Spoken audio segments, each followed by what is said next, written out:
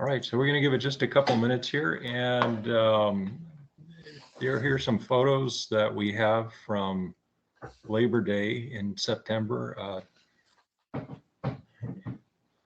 Give it just a couple minutes here till a few more people join, and then we will turn it over to our main speaker here shortly. So thank you very much for joining us here at the Seattle Glider Council General Membership Meeting for October 17th. It is a little bit unusual that we're not doing it the first Monday.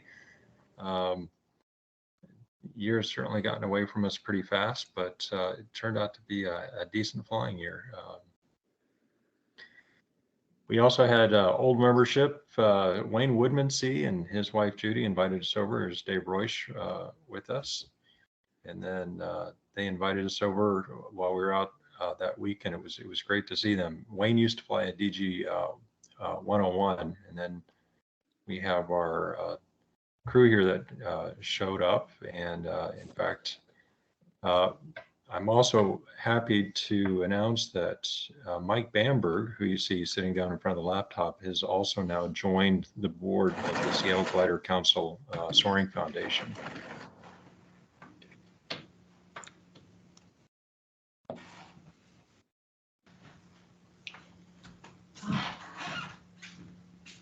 Wow, it's 7:03.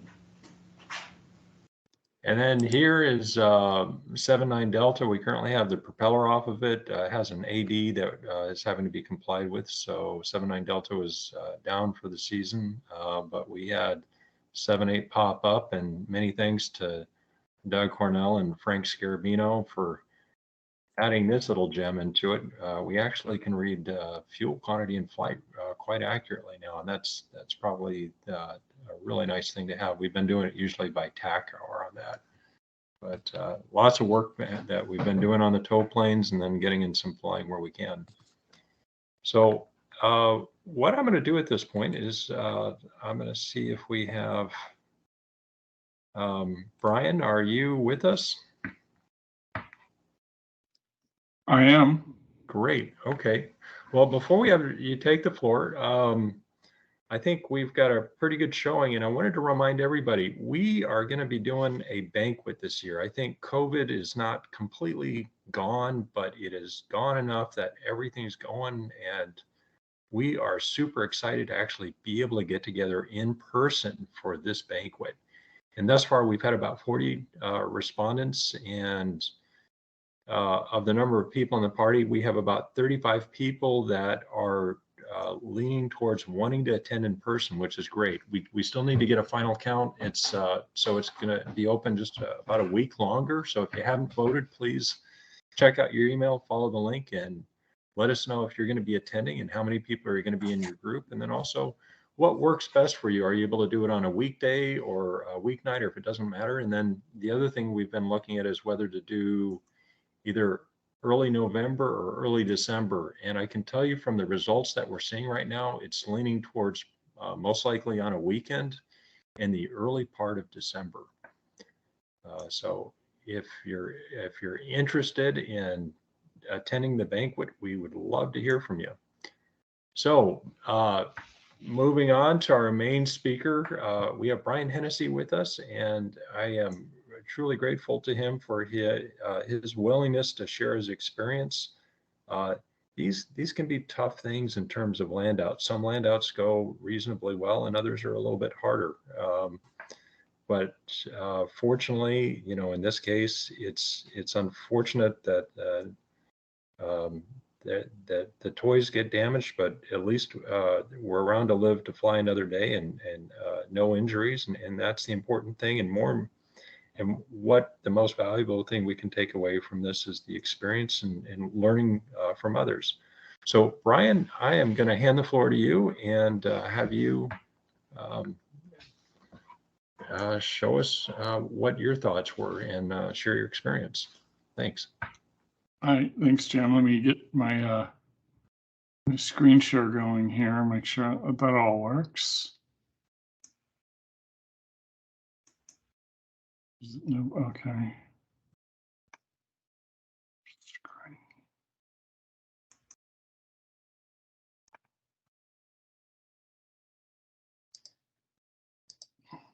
Oops. Okay, I should be sharing screen too now. Looks good. Yeah, we Okay. can see it. Thank you. Okay, so it looks like we're in business. Okay, so yeah, intentions are pretty obvious. We got to learn what we can, as Jim so nicely pointed out, and make sure everybody has the facts straight is one of the things that's certainly been on my mind, and give everybody a chance to ask any questions you may have. Criticism or not, I'm ready to take it. It's been a tough road, as many of you know who know me a little bit closer. It's certainly reshaped my thinking about aviation and my summer overall, and it's really been a very hard experience for me since this unfortunate errors that I made here. So so this is my flight track, and this is the basics of it.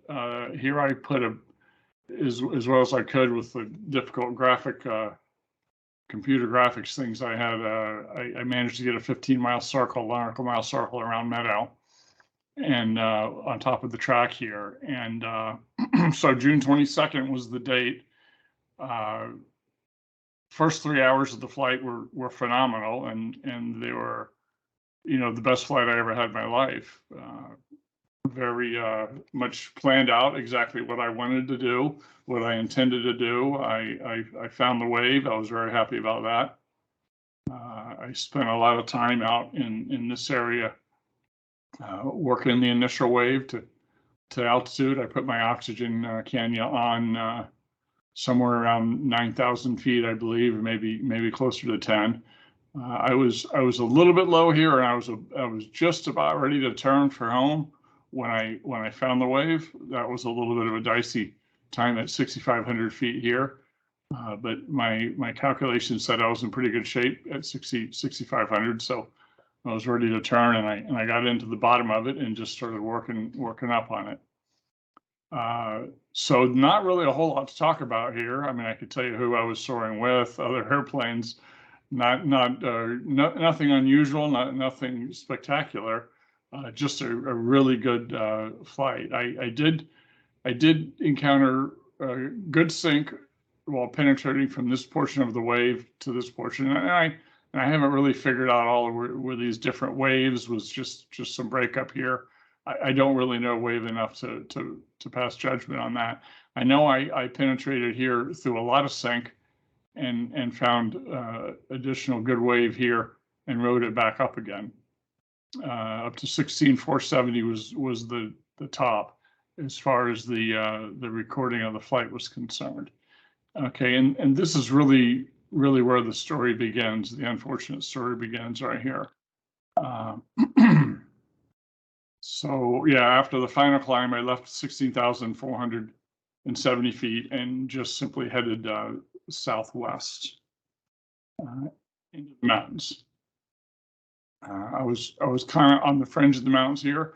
I knew I would be on the fringe of the mountains when I took off, and I had planned to be. I not planned to do any mountain soaring.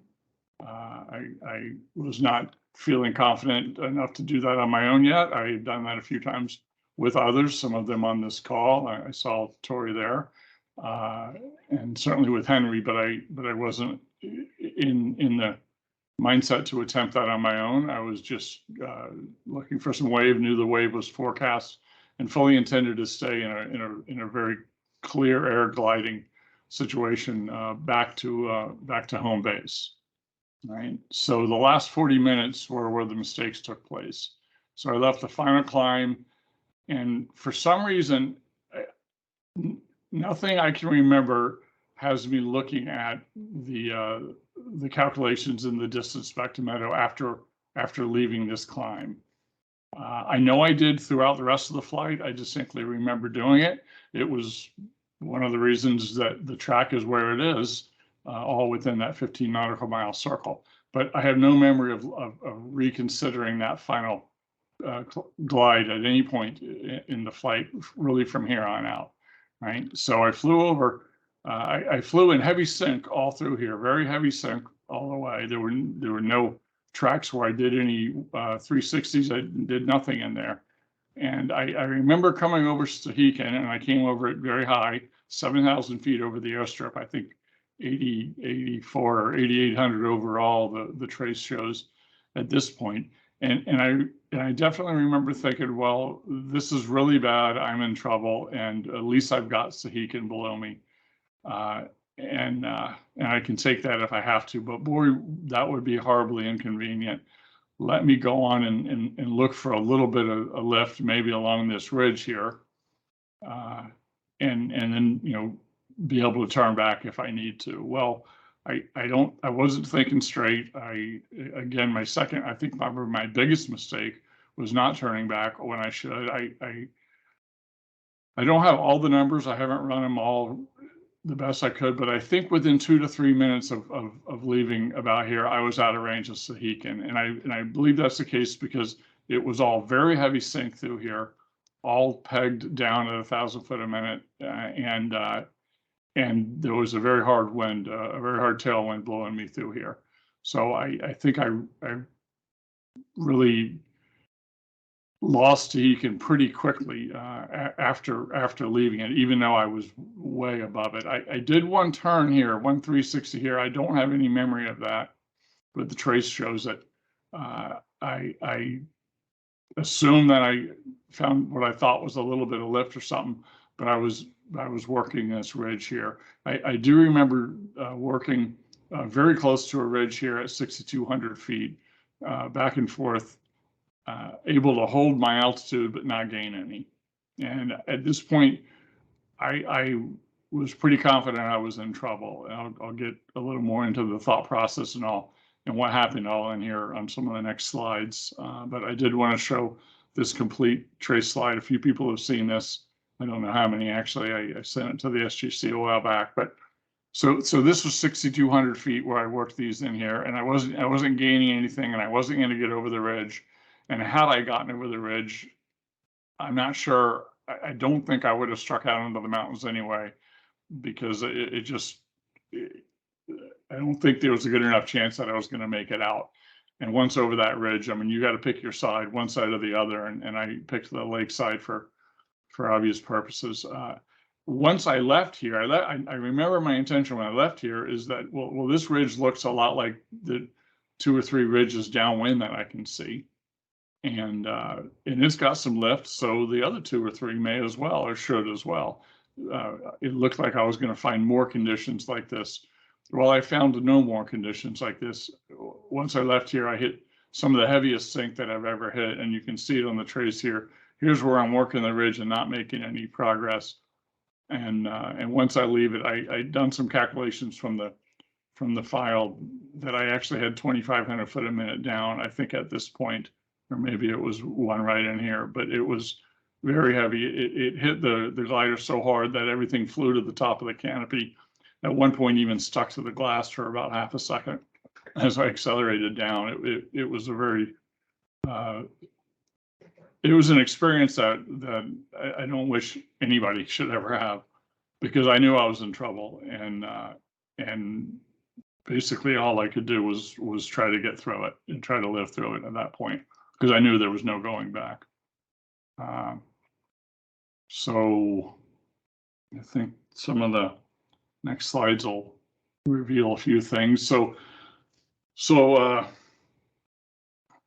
what did I think about after leaving the final wave? Well, like I said, I had no memory of considering final glide again. I just somehow that left my mind. I fixated on continuing into the wind and finding the next wave. I was sure the next wave was going to be there. It had worked. That philosophy had worked twice for me. I thought it would work a third time. Okay. What did I consider after deciding that ditching was imminent? Well, that was a whole different thought process. How am I going to get out of the water was my main concern there. How far can I swim in these conditions? I wasn't sure how cold it would be. It was very rough. There were certainly white caps on the lake itself. Where I put the plane down, there wasn't white caps because it was a slightly protected area, but it was still very much downwind. Will there be anyone to help me, and will anyone see me go in? Those are things you think about. I remember saying, and I distinctly remember the idea of having. It seemed like trying to make 10 decisions a second. You know, it's happening pretty quick there. Your adrenaline is who knows where. And I did think a lot for the first 2.5 months, especially after the accident. What could I have done differently to have made a better outcome, obviously, and some of the conclusions I arrived at in that thought process I thought might have value. I wished I had reviewed all of the manuals more thoroughly and been familiar with all of the critical equipment, specifically the oxygen system, which I'll mention on the next couple slides. Knowing what the manual recommended for the landing gear position and a ditching. I mean, I never considered a ditching in the airplane, but had I read the manual, I believe it says that landing gear down. I put it down with the landing gear up, and I did that as consciously because I didn't want it to dig in and flip me over upside down. I wanted the plane to stay upright, and it did. Whether it would have done better with the gear down, I don't know to this day. I'm not really worried about it. If I'd have been sure that the glider would float and wasn't going to break up, it might have been a different decision. If anybody has any questions, you guys are welcome to interrupt me. But hopefully we'll have some time for questions at the end. I know I'm going to try and stick it to a half an hour here. So the oxygen system and compatibility. This 2.5 months after the accident, I was on the way over for the Labor Day event in Ephrata, and chatting on the way over with Noel, and the oxygen cannula system came up in the conversation. We were talking a little bit about the accident, and he stated that he was pretty sure that was incompatible with the pulse oxygen system in the DG1000. Well, I did some research afterwards, and this is what I found. And I had a what's called a mustache cannula that I pulled out of my Blanca over a year before this particular flight we're talking about. Rita and I were going to take my first mentoring flight out of Ephrata, and it was 2021 June. We had this thing called COVID going around. Somebody had removed the oxygen cannula from the backseat of the DG1000, maybe due to COVID concerns. Who knows what? It wasn't there. I said, that's okay. I'll grab one out of my Blanca. I've got it right here. So it was right plucked on the ramp there. Grabbed the cannula for the constant flow oxygen system out of the Blanca. It does include this, because it's a manually regulated system. You have this little thing that you hold vertically. I took a picture of this earlier today when I put the final touches on the presentation. So you hold this vertically in a constant flow system, and you set the regulator manually for the little ball to be at the altitude, to float at the altitude that you happen to be flying at. And that's how you set it up. It's a constant flow system. You can feel the oxygen in and around your nose. I've used it for tens of hours, if not more, many times in the Blanca at high altitudes. I know it. I liked it. It works good, and it gave me a really good feeling. It wasn't the pulse oxygen system in the DG1000. That's a different animal. So what I learned through the technician at MH was that neither one of these items individually, and certainly not together on the same cannula, are compatible with that pulse oxygen system. I did have the alarm go off twice at 16,000 and above in the and I made that clear to the SGC once I got my head straight and all after the accident, and there was some discussion of this online. It wasn't conclusive. There were people who didn't think that this was an issue until I did further investigation and followed some leads and found out that, yeah, at least the manufacturer of the system thinks it was a really big issue, that I wasn't getting oxygen. So possibly this is why I made bad decisions. I don't know. It was my mistake one way or the other. I've made it clear I'm not looking for an excuse as to why this happened. I did this. And I fessed up to it, and that's the way it is. I don't want to see anybody else make this mistake. This is a big mistake. It's an attention to detail mistake. I didn't have enough attention to this detail, and it's very important. Had I studied more, had I read more, had I picked up the phone and called Mountain High and asked about it, had I taken the time to do that, this may have been able to be avoided. I don't know. We'll never know. But I believe this was a very contributing factor. Bryan, do you mind if I jump in here for a sec? Yeah, go right ahead, please. So I just want to provide a little footnote on this for everyone that I think is very important here.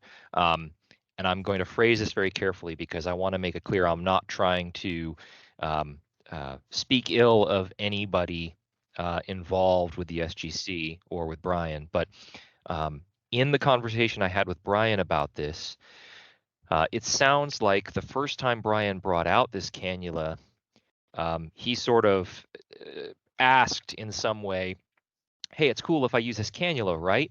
And the person who was experienced said, oh yeah, it's fine.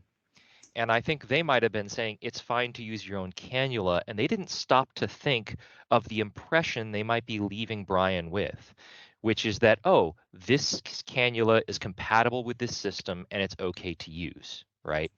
And I'm bringing all this up because I want all of us who are regular pilots, who are experienced pilots, to think about the fact that casual comments can carry weight that you don't realize you're giving them, because if a newer glider pilot asks you a question and you answer it, they are going to assume that you know more than them and that you are right.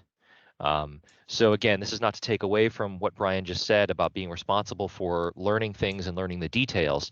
This is more a message for the rest of us of like, hey, let's make sure we aren't leading anyone down the proverbial garden path, right?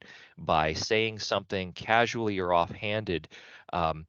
Sometimes the answer to read the manual for yourself can seem like a callous thing to say, but it might be the better thing to say. Or if you're not absolutely 100% sure, make sure you couch your answer in a way that makes it clear that you're not sure. Say, well, I think it's like this, but please double check. Or it'll be fine for today, but you really ought to double check for the future, right? Something like that, so that you don't leave somebody with the wrong impression about what kind of equipment is okay, what kind of flying practices are acceptable, et cetera, et cetera.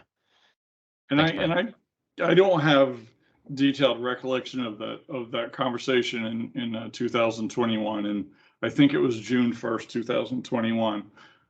We had a great flight that day. I used the cannula. I didn't know any difference. I used it quite a few times since then. Every time I went to altitude in the DG 1000, I'd use it. It's the only cannula I've used for years.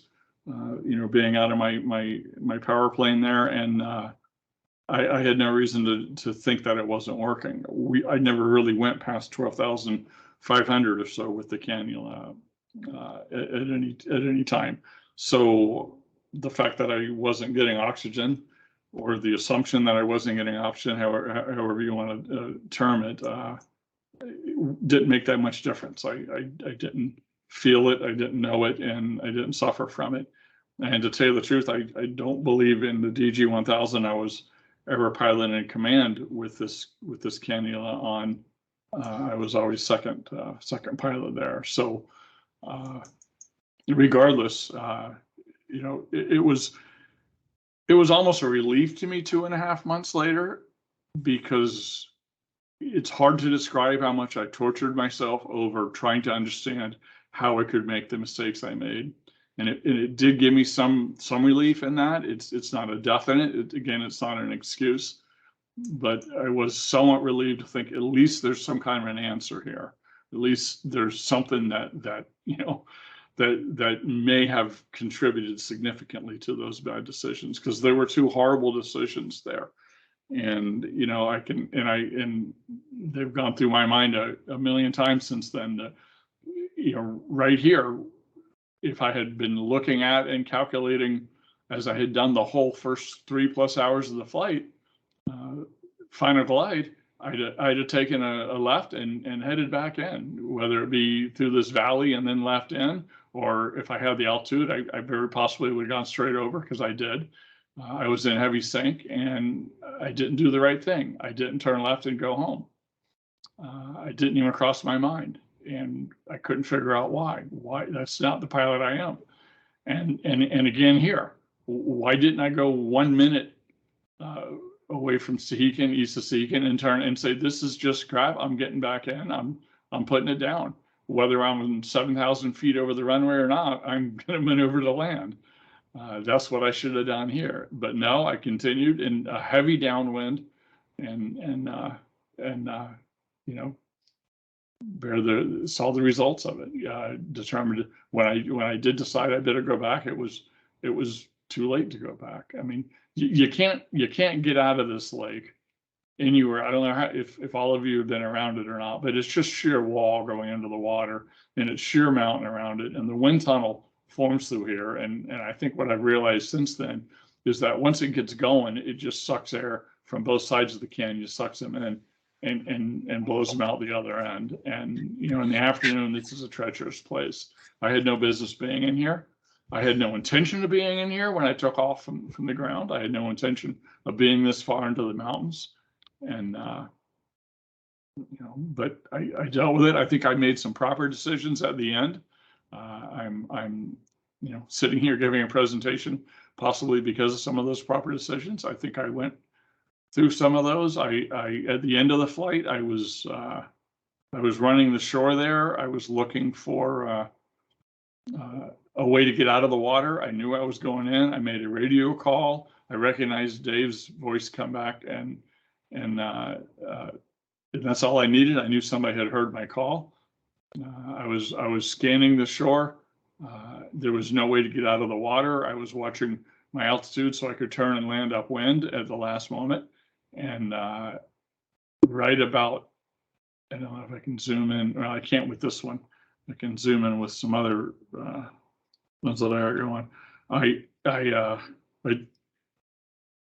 was right at decision altitude when I spotted a house on the right, and I immediately made the decision to land downwind because I determined, I think properly so, it was better to be somewhere where I could get out of the water or get rescue than in the middle of a lake where I had no chance of swimming to shore in a plane that I wasn't sure wasn't going to break up and sink. So I think it was the right decision. I kept my head about me for the landing. I got to the house. I had enough speed left to, I saw that there was a bay just on the other side of the house, and you can barely see it in this picture, but it's here. And so I did a slight turn and into the middle of the bay, and I was able to stay on the glider after the impact. The impact was pretty hard. I was able to stay on the glider. A kayak came out, checked that I was okay, offered to take me to shore. I said, no, I'm staying here with the ship to minimize damage. Let's try to guide it into a safe landing. The wind was still blowing pretty hard, although it was less in the bay than it was in the open lake. And unlike the news report said at Chelan, I never got on a kayak or a boat. I got off of the glider onto a dock and walked away, and the power boat that hooked up and moved the glider around to a ramp where we were able to get it disassembled and out of the water. As soon as I took the second wing off the glider standing in waist deep water, it sank. Had the wings broken off on impact, I would have gone straight to the bottom, however deep that lake was, because the flotation is in the wings. So certainly something to think about there. Although I think landing into the wind, there would be no chance of the glider breaking up. You'd be fine. Anyway, you know, we got it out of the water. Chris Clicks and his great crew showed up, and we packed it up and had it out of there in no time. And I was in shock for a long time over this one. So I don't advise this for anybody under any circumstances, for any reason. Just pay attention to detail and fly safe, please. So that's about all I have, Jim. I have a question. Yeah, please. Bryan, did you note, you know, since you have a mountain high soaring, a mountain high oxygen system, there was a great article about those in Soaring magazine. I think it was about almost last year. It impressed me so much that I've kept the article with the glider in the trailer, just to refer to it. And one of the things they point out about that system is that now, especially for two-place ship, the cannulas have to be exactly the same length. Otherwise, it doesn't work well. And the other thing they were saying is that it's terribly sensitive at low oxygen pressure. And they consider low oxygen pressure to be somewhere around 500 pounds, Okay. which kind of surprised the hell out of me because that's still in the green, kind of the white range or so on my gauge. And so we've since made sure that we keep the pressure up. Did you note at all if what your pressure was before you left? All I recall is it was plenty high. I mean, the bottles that was in the back seat, I couldn't reach it or see it. I know that I turned the back seat system off and left the front seat system on, and but I just know the pressure was plenty high.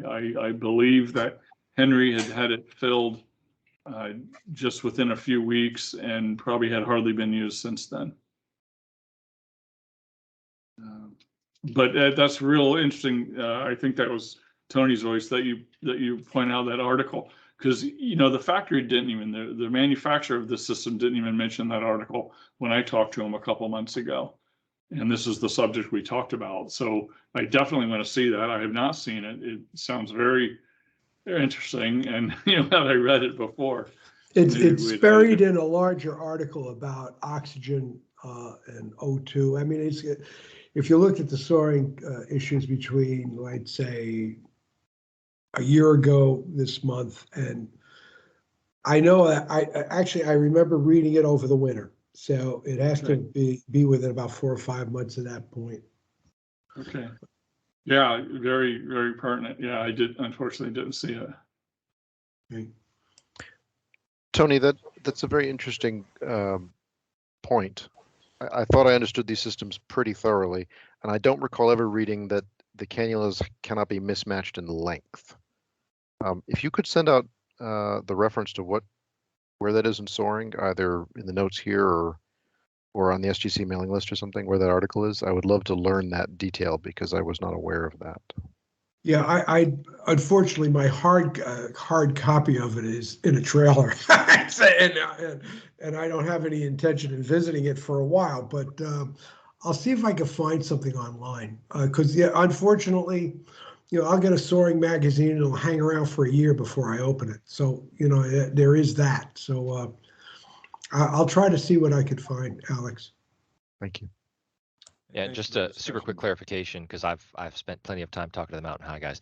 The cannula length matching issue is only when you have the oxygen high system that is one input and multiple outputs. So 2 separate individual systems, it doesn't matter. It's only if it's one input and multiple outputs. Okay, that makes sense because it's one system delivering one pulse. And obviously the length of the cannula is important. It's a microprocessor-based system. It senses your breathing, and as Noel can tell you, because we talked about this, it delivers the pulse so that the large majority of the oxygen it delivers goes into your lungs, instead of just everything being oxygen. You're wasting a lot of oxygen in the tube somewhere along the way, around your nose, in the mustache cannula, other places, in a constant flow system. So this is a system I believe gives you at least 3 times the duration out of the same tank pressure as the constant flow system, if not more. So it's a great system, and I'm want to be very careful not to spread any diswill toward the company that makes it or the product itself. It's a phenomenal system. Please use it properly, unlike what I did. Yeah, Bryan, as soon as you said that you had 2 bottles of aft and a forward bottle, I realized it was not the kind of system that would be sensitive to cannula length. But yeah, they were very specific, as Noel said. One source, multiple deliveries. Yeah, it's an old system. It's one bottle, but it's 2 individual delivery units. So you have your own unit in the front and your own unit in the back, and the cable is a Y cable that delivers oxygen to the 2 units. So and the units have an off button, and I had turned the one in the back off. So it was as if I was using a single pilot system at the time. Anything else? Yeah, I noticed that Heinz had originally had a question, then followed by Tori. Yeah, and can you then hear me? James. So, Oh, I hear you now, Heinz. Heinz, why don't you lead off? Well, I got the mic off now. On. There's two things I want to say. Is the first thing I want to say is yeah, if you use that oxygen system that we had in the DG, the two issues are independent. They're two different computers that deliver the stuff to you. Hey, Heinz, could you get closer to your mic? It's quite hard to hear you. Say that again. Could you get closer to your microphone? It's a little, you're kind of faint. Oh, well, let me go see if I can get my microphone and get it closer to me. Is that better? Yes, much better, Heinz. Okay. Yep, that's This system has two different computers, one for each person, and it operates at about 500 pounds at its input. So it's independent of whether it's one running or two of them running. And if the unit is shut off, it's not using any oxygen because nobody is sucking on it. The nose is not sucking on the thing, and the sensor will sense that. My other issue is much more important to this issue that I see here, and that is I had the chance to be in a chamber for about an hour and went up to 20,000 feet, and at 15,000 feet they made us take the oxygen off, and they had engaged us in conversation, and they said, okay, there's the instrument panel, please write down what you see. And my feeling of that one was, I don't know what these guys are talking about. There isn't any problem whatsoever. I feel so good. I'm not missing any oxygen. And they took my sheet away from me, and they said, I will see you when we get down to the bottom. And when we got to the bottom, I was flabbergasted. I could hardly see my writing. So the fact that you are out of oxygen, you don't know that unless you meter it. You do not know that. You do feel very, very good. And I can see that even in your first part of your trace here, I can see that, yeah, you probably were in deep trouble and felt so good that you kept on going to where the good Lord will take you. Yeah, euphoria to some extent. I mean, I even talked to an anesthesiologist friend of mine about oxygen deprivation, about hypoxia. Unfortunately, I wasn't able to learn a whole lot about how quick how quick you get over it once you get to lower altitudes. He wasn't able to tell me much about the symptoms either, but wasn't even sure that if euphoria was one of the symptoms of hypoxia. But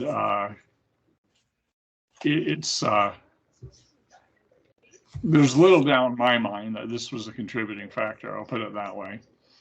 And when you look at the fact that I was over 15,000 foot here, it was for quite a bit of time at fairly high altitudes.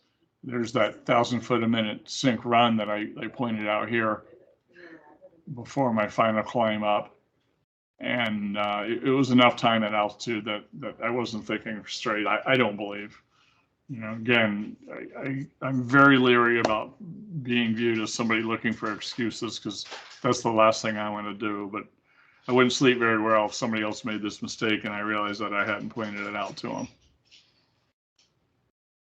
Well, congratulations to you for speaking up. Yeah, it's not an easy, fun conversation to have. I can tell you that much, Heinz.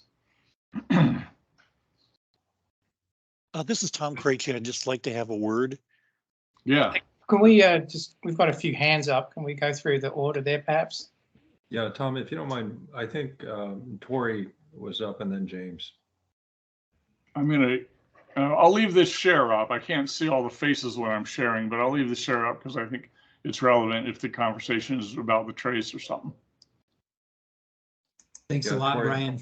Thanks a lot, Brian, for sharing this. I think it's really helpful to have the facts straight from the guy who went through it. I think the learning experience is that much more impactful to hear from you about it. I remember being in the air and hearing on the radio and being pretty disheartened about your situation, and was really glad that you came out of it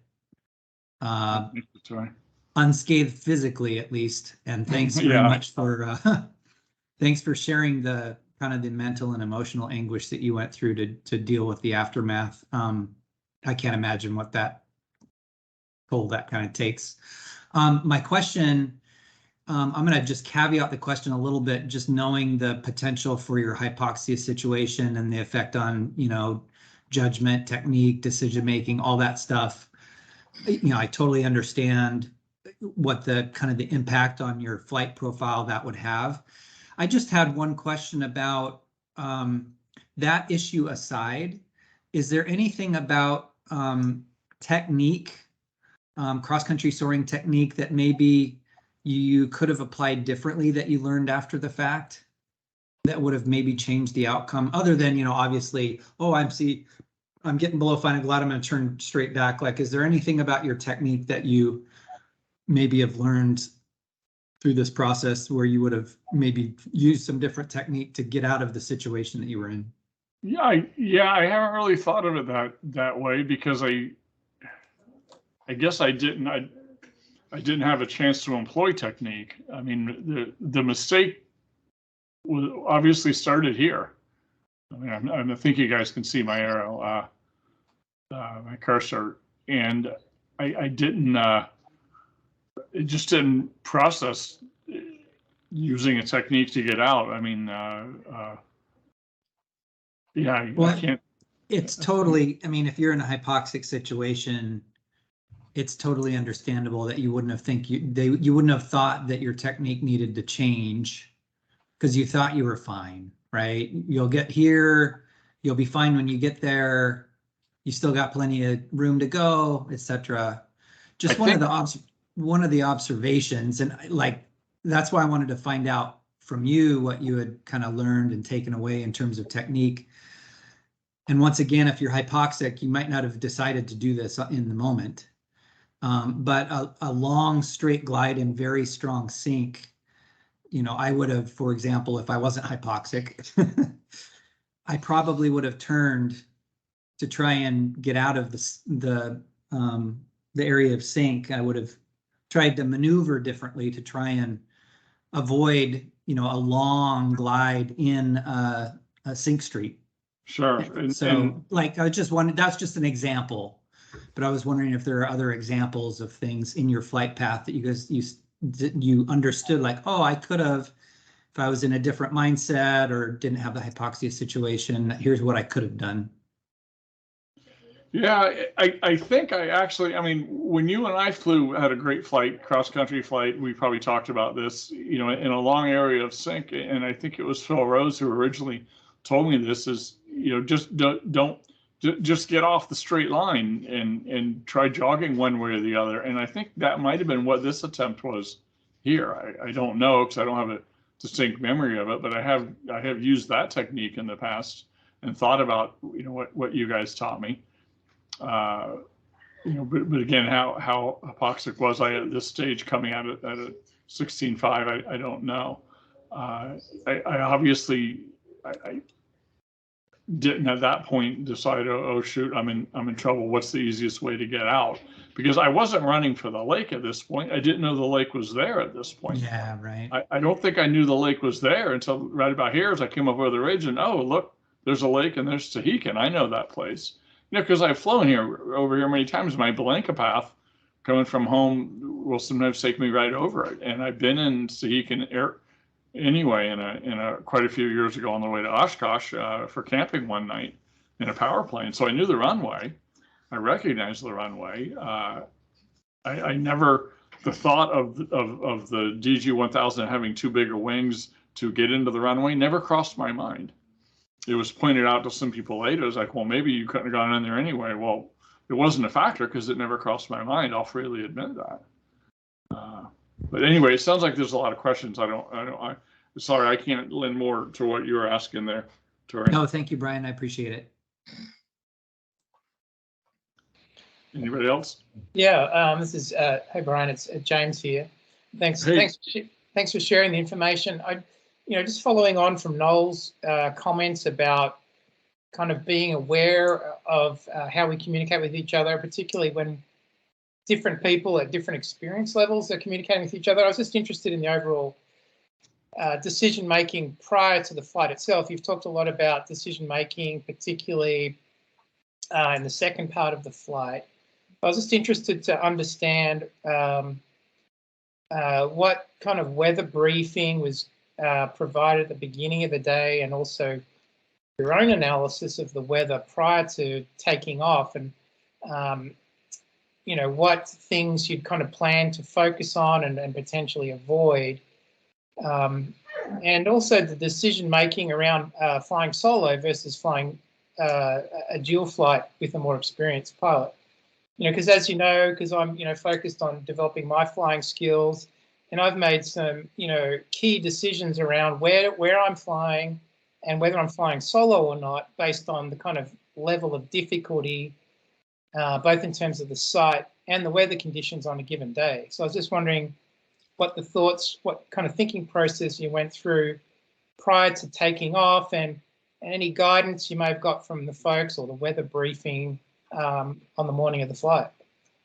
Thanks, James. Yeah, the weather briefing was good. I stayed extra time after the weather briefing to discuss with Matt, I believe his name is, who gives an extremely technical weather briefing. I always have a real hard time understanding it and have to ask for clarifications. And my memory of the weather briefing is probably somewhat vague at this point, but it's certainly there, and the weather lived up to the briefing that he gave. And he said conditions would probably not be that good far north of the airport. Don't get north, you might not get back. I remember him saying that. I remember him saying a decent chance of wave, high winds at altitudes later in the day, and I experienced that.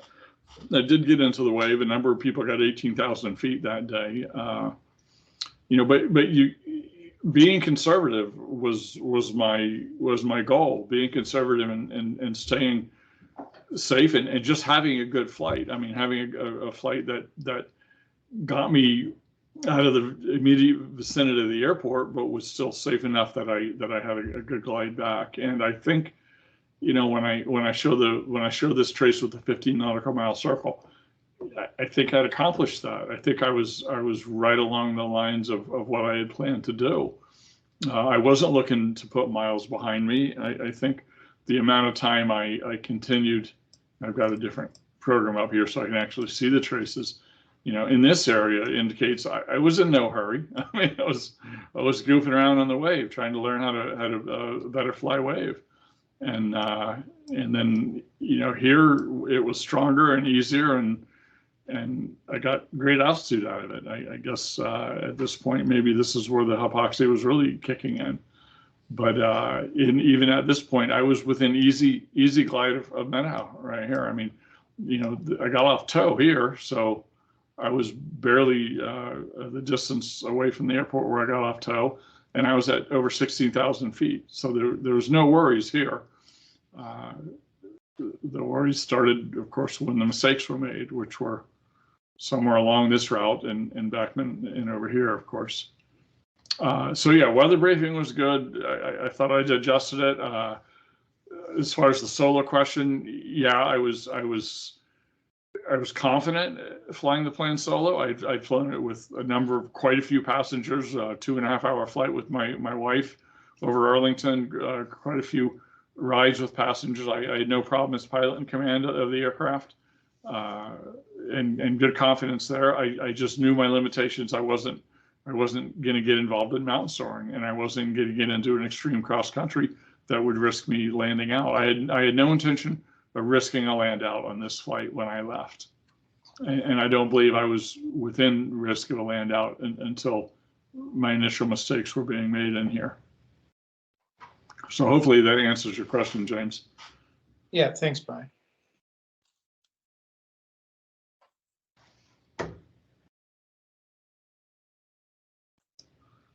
Anybody else or? Yeah, Brad Pattison. Oh, hey, Brad. Can you guys hear me? Gotcha. Okay. Well, obviously, as I think everybody knows, I'm sort of the coordinator of the Meadow event, and this is the third year that we had it. And, there are certain things that I think we could do better. And in this event, the first couple days, time was spent with avoid these areas, avoid the area up in the Chewak towards Canada, bad area. The Twist River Valley, bad area. Yep, right there where you. Mm-hmm. We didn't lose you, really did we? What's that? Oh, I thought we lost her for a second. Go ahead. Okay. We didn't really talk much about Lake Chelan, but having had my own personal experience out of Ephrata, I headed over to Chelan once doing just great and headed towards the lake, and all of a sudden things turned ugly. And Noel will tell you about this particular scenario, which has caught many a glider pilot out of Ephrata. But I made a turn right away for Waterville and didn't quite have comfortable margin landing at the airport at Waterville, and ended up landing across the Columbia on the east side in a field about maybe just 2 miles from the Waterville airport, at a farmer's field who happened to be the first cousin of Chris Clicks. So how can you luck out like that? But I think in terms of the Meadow event, Meadow is in some sense, in some ways, it's a very technical area. I mean, Matt from California, and I forget the name of the other fella who is up there, but he's, world-class kind of glider pilot, was up gliding with us, and he said this is a very technical area.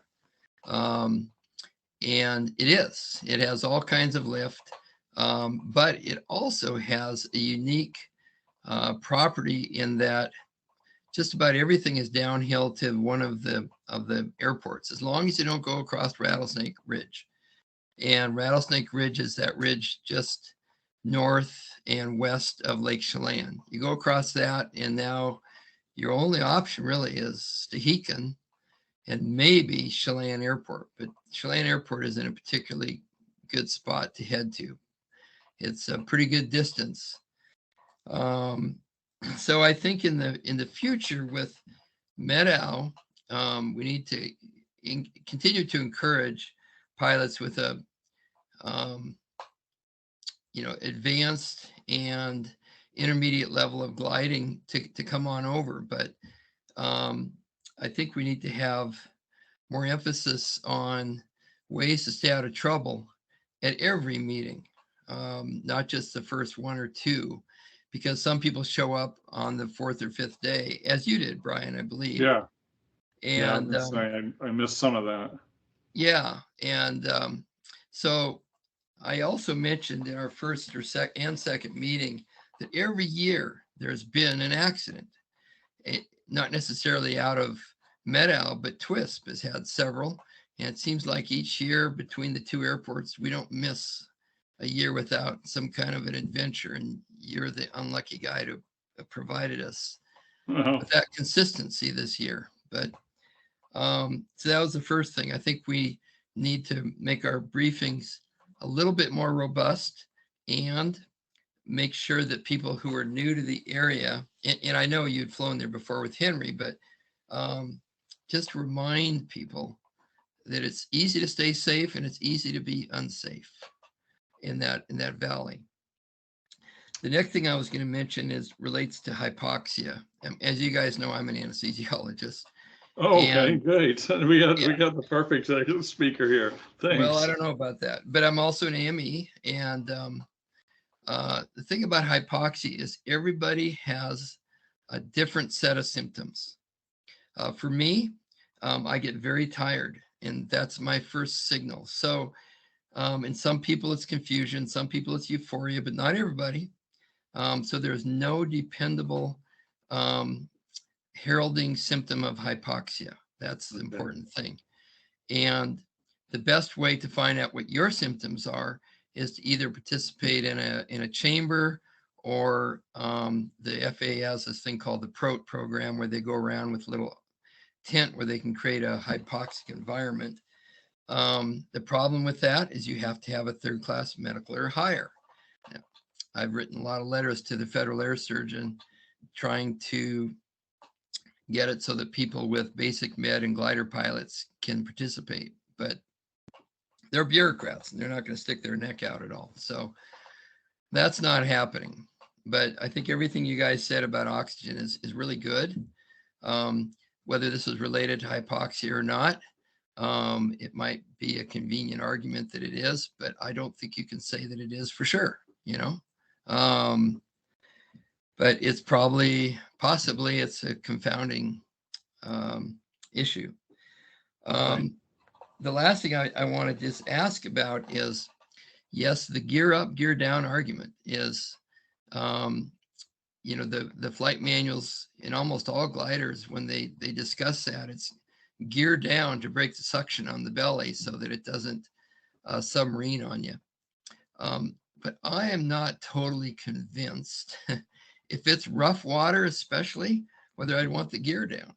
Because if you have rough water and good chop, you should be able to skim across, and you know, like a float plane does. There are a lot of things that are different, but you know, I'm going to leave that one open in terms of what I'm going to do. If there's good chop and I've got a pretty nice headwind, I'm going into it, I don't know that I'll lower the gear, even though the manual says to do so. So I guess that should be a comment made off the record that's on the record.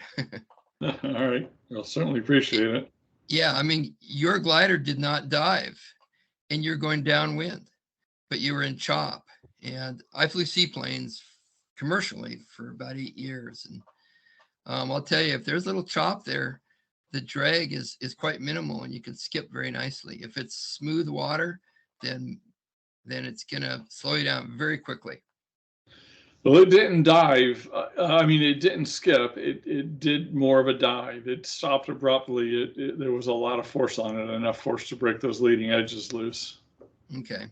So it stopped pretty quick. So I'm still not sure whether it was the right thing or not. But you know, here I sit. So I'm happy with it. Well, with a lot of speed going downwind, having the gear down might have been a good idea.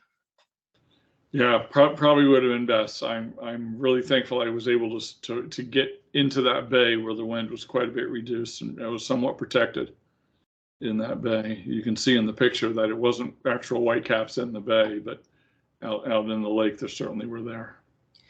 There's a company in Port Orchard, Washington that is working on some hypoxia training programs using less sophisticated methods in the FAA, and I think their name is Athier, and you've probably seen some of their stuff on their oxygen tanks and devices.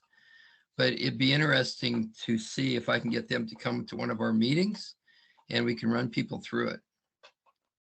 Could be. I'd love to learn more about it. And I certainly believe a $20 pulse oximeter on your finger is a very good investment as well.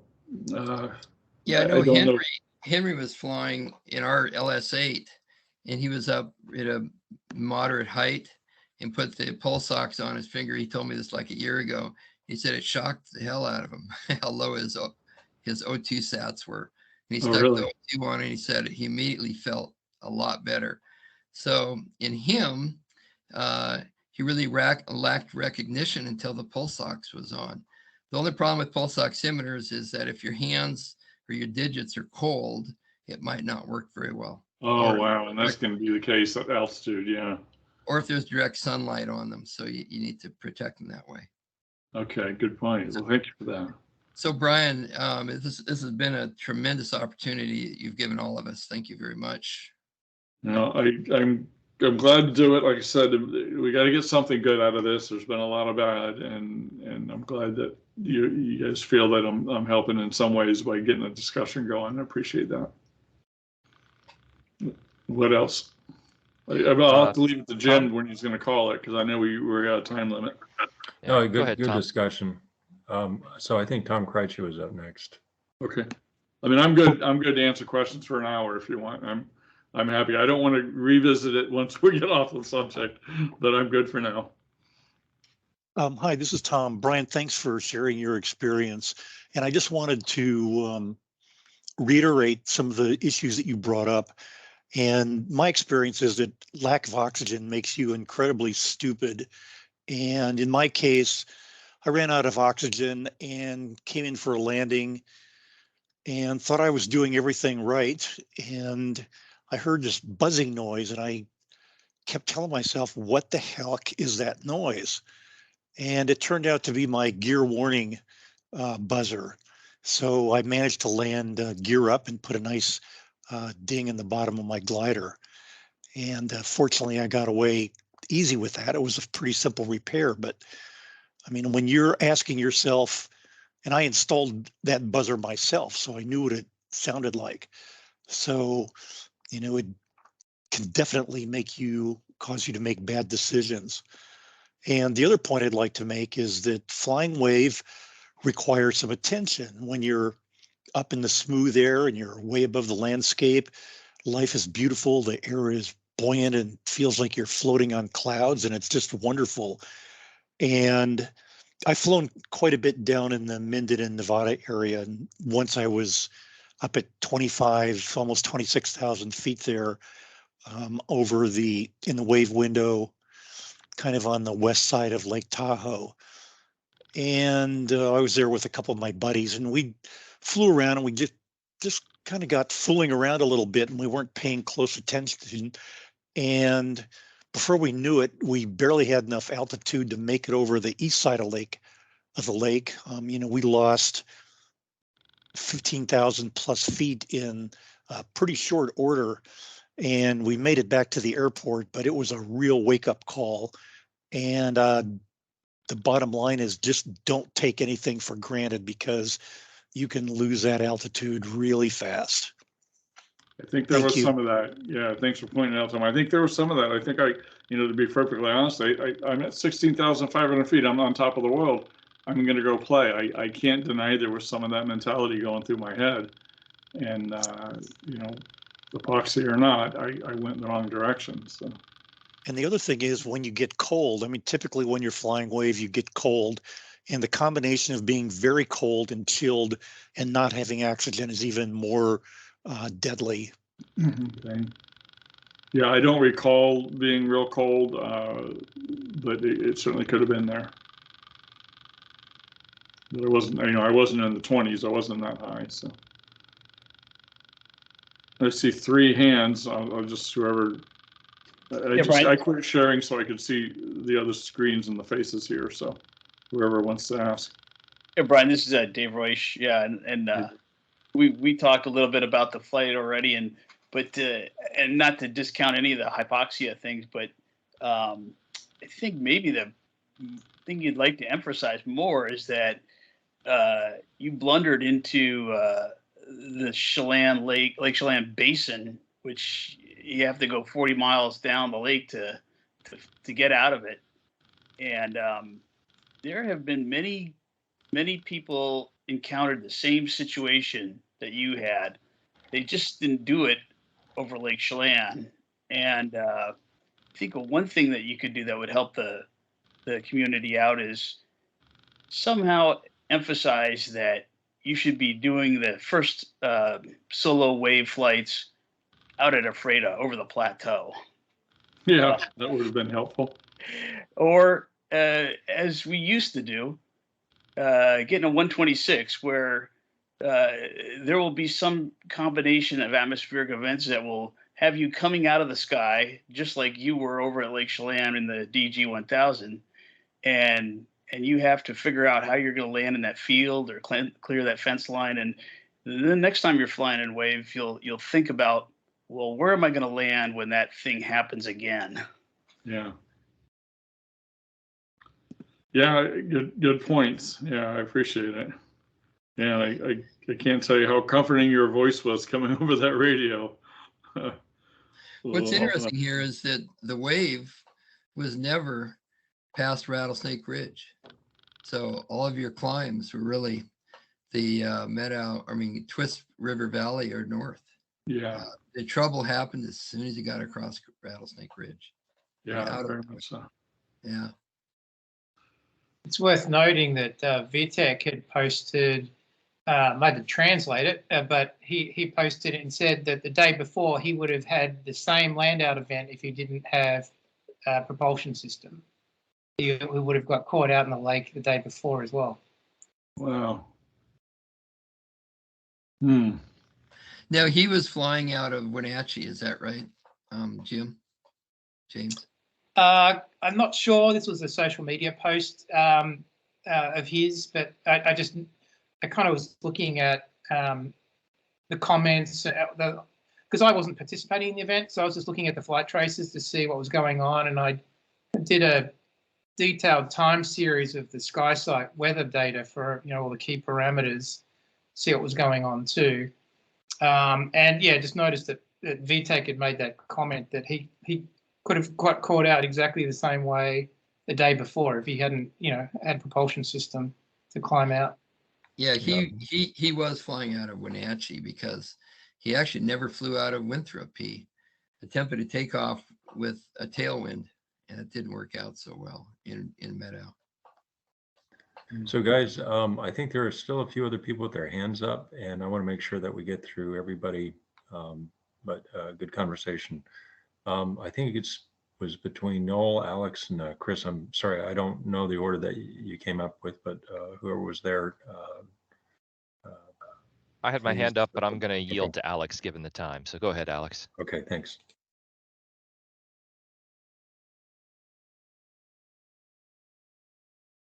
Alex, you may still be on mute. Right, thank you. I had a quick comment on pulse oximeters and then a question. On pulse oximeters, I found and I emphasize everything everybody has said already on the importance of them. I found the fingertip ones difficult to use due to sunlight, cold, and the fact that you don't pay attention to them all the time. I found a product that works much, much better as something called an O2 ring. Sits on your finger, monitors pulse ox all the time, and it vibrates. And you can set it to a threshold you like, 90%, for example, and it vibrates. And it vibrates harder the more hypoxic you are. And this has given me data instead of just guesswork. Why am I feeling a certain way? And I've learned a lot from it, and it's been quite shocking. And I suspect a lot of people out there are, I don't know if the word is deluding themselves, but are unaware of what's really going on. I think this is a very big safety issue with a very easy solution as part of our training of pilots about high altitude. And I don't think it's something we teach very well. That comment aside, the question I have, and Bryan, thank you very much for being willing and being brave to stand up and talk about this. In some sense, the mistake was not at 16,000 feet there or even climbing up into the wave. The question I have, and it maybe isn't even for Bryan, it's what is it in the SGC or the SGC Soaring Foundation that allowed this kind of situation to take place where, and forgive me, Bryan, a pilot with Bryan's background in cross country. I'm glad you're asking this, Alex. This has been on my mind, and maybe not in quite as harsh a terms, but yeah, your point is well taken. Please continue. And sorry, I don't mean it to be harsh, but I'm saying a pilot with Bryan's level of background in cross country, with Bryan's level of, or a pilot's level of understanding of the systems of the DG-1000, and understanding of the Meadow-Twisp greater area geography, to where someone could take the DG, the crown jewel, and fly it solo and climb into wave. And by the way, congratulations, Bryan, on getting into the wave, and take it up to 16,000. What is it in the SGC that put Bryan in this situation in the first place? And that's, in some sense, not Bryan's fault at all.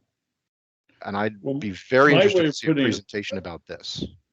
I was gonna actually, I thought about making a slide for the ending of this presentation, because it's not much of a discussion that we can have here, because it's a really big discussion. But my question was going to be, simply put, what procedures should we consider to prevent this from ever happening again or anything like it?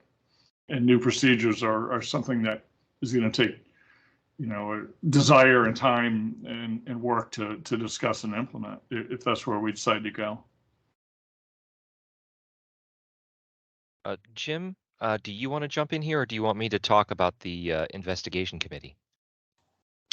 Yeah, so there, no, I think you bring up a good point, and I think we do need to eventually publish at least part of that report on the investigation committee. But Alex, the subject you bring up is actually one of the items that was pointed out by the committee that was assembled on this, because the original intent of the DG 1000 was not to give access to people to go off and fly a high performance glider solo, but specifically to do cross-country training and provide an opportunity for some really serious mentorship and cross-country training to pilots. And I think that there has been a lot of discussion as to how that seems to have deviated a bit and become a bit more lax over the years for a variety of different reasons. But with that in mind, and not trying to delve into specifics at this point in time or point fingers, there are lots of stones along the road. It will certainly shape future policy of the foundation and how those resources get used in the future. So it isn't just one thing, but I think actually a whole approach, and that is actually one of the reasons that we are very keen on the next board and the foundation being significantly more active, and also providing a vision of where do we go from here, especially given not just this particular incident, but actually over the past 5 years, a few different incidents that have happened and have been indications that the SGC and SGCSF probably should have been monitoring this more closely and really noting these events. So that has not gone unnoticed, and I don't think I'll say more on that at this point.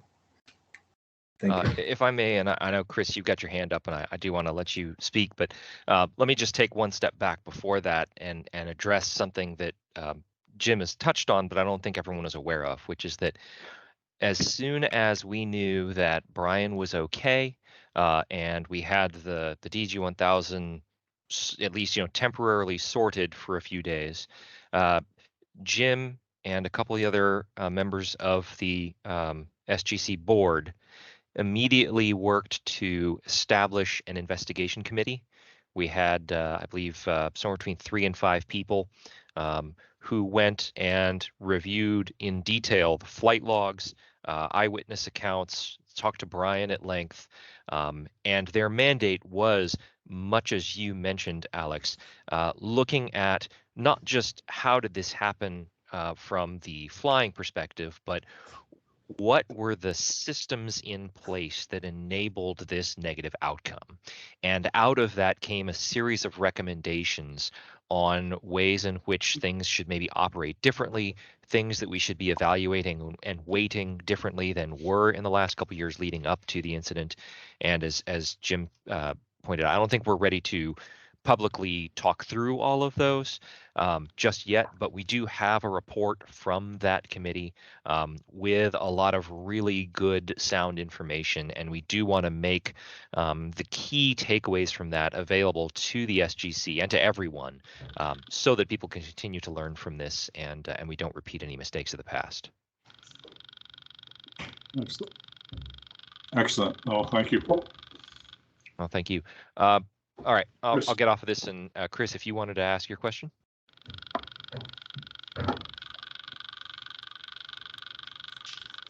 Yeah, thanks for letting me talk. Yeah, first of all, kudos to Bryan for speaking up. I know this is always a difficult subject, and I really I'm thankful that he was able to come forward and talk about this, and we're all able to learn from it. A quick correction to Brad. That was actually Nan's cousin, not my cousin. But anyway, where you learned about. Thanks, Chris. As far as the gear down versus gear up, I did do some reading, an article that DG put out, and the reason why they say gear down, it's mostly to take up energy or to reduce.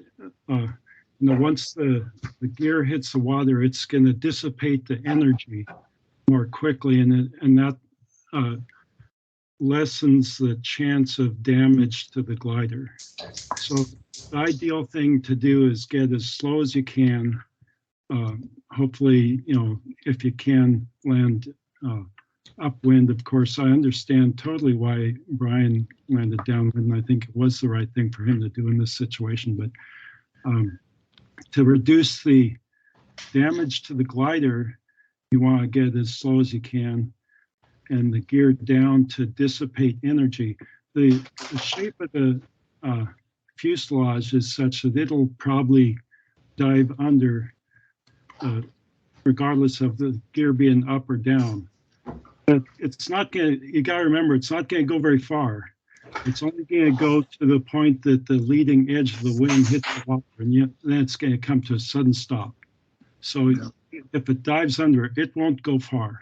It'll come right back up.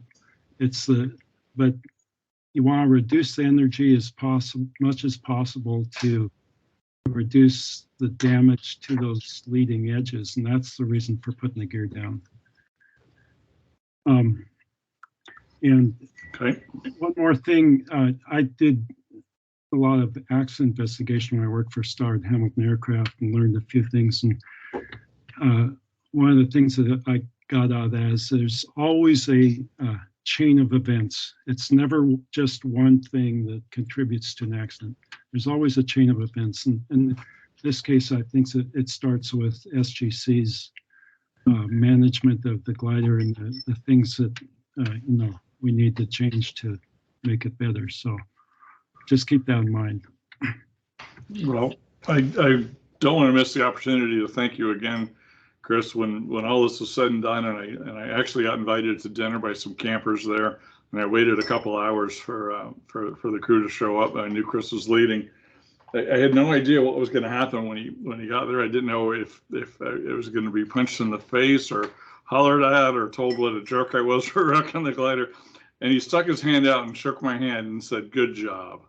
Well, you did a good job. I was actually very impressed with how, that glider was on the dock on dry ground with the wings off and everything. I thought I was going to be, getting my feet wet and helping disassemble it. And you did an excellent job getting that glider prepared for us to just pick up with the trailer. So well, thanks. I gotta say, I just didn't expect that, Chris. It was so nice to see. It was just the best thing that happened in the last 4 hours. So I really appreciate your help there. All right. Well, I don't see any more hands. We're over time. Looks like we've got one from VTech actually, and we'll make that the last one. Okay. Okay, let's see if I can come on screen. First off, Bryan, my compliments to you for having the courage to stand up in front of all these people that are staring at you and talking about you, and some of them would whatever. Like I heard being mentioned, indeed, the same thing could have happened to me a day before or a day after, I forget which day it was. So I commiserate with you wholeheartedly. And so until this meeting, I was not aware that your situation was not because you were too low, but because you were too high. And, Yeah. and you were high, really, you got high to the extent that you were just lost. Well, you described it and everybody else, I won't get into that. But also I would like to comment to Chris that indeed the landing with the gear down is the way to go. Even, if waves chopping or not, I don't know if it was Brad or who was saying that it would be a recommended thing. No, you need to dissipate the energy in the components that would certainly, you don't want to hit with a wing. I know it firsthand what happens. I landed once in a grass field with a grass that was about 6 feet tall. It looked like it was nicely mowed field. Of course, what you do as soon as you hit with one wing, then you suddenly the plane starts traveling at 90 degrees to the intended direction. And then you, at the best, you break the tail, which is what I did. And so then you stop. So, and if that happened to you on that water, then you would have sunk really quickly. So anyway, you were really lucky the way that you landed, whatever happened to the plane. And my feeling was that, well, things are replaceable, but human lives are not. So again, I'm very happy that I can look at you there on the screen and in reality where we are. And thanks again for sharing with everybody something that would probably not be possible if it were not for the SGC to set it up as a meeting like this, and that people could participate and learn from each other. So if you want to check out good wave flying site, come to Wenatchee. That's I just recently added an article about Bob Moore. Eric Greenwell, who is listening, thanks for mentioning that people have been trying to do all kinds of interesting things. And so here we have an unexplored enough site that would be great. I tried to resurrect the wave camps here in Wenatchee that used to take place when SGC was coming here about 20 some years ago. But now it's becoming more and more difficult with the airport management. You have to have badges and you have to have somebody to accompany you. So anyway, well, I won't be long-winded. Let's keep on flying. That's my mantra. And thanks again for participating. Appreciate it. All right. Well, Bryan, thank you very much for sharing your experience with us. And thank you everybody for attending. Excellent questions. We will be holding a meeting, actually a general membership meeting here in the first part of November. In the meantime, if you haven't already cast your vote, please get online and follow the link for the banquet this year and let us know what your preferences are so that we can book an appropriate place and come up with a good venue. In the meantime, we hope that all of you are flying safe. And again, if you can attend the general membership meeting next time, that'll be in the first part of November, and we'll be going over financials at that time. All right, thanks everyone. That's all I have. And unless anybody else has anything, we will adjourn the meeting. Just one last thing. If you don't have the link to the banquet poll handy, I have pasted it in chat. Feel free to follow that. And thanks in advance for voting. Great. Thank you, Noel. Thank you, Jim. Thanks, everybody. Thanks a bunch, everybody. I'm signing off. Okay. All right. Have a good one. Have a good night, everybody. Good Take night. care.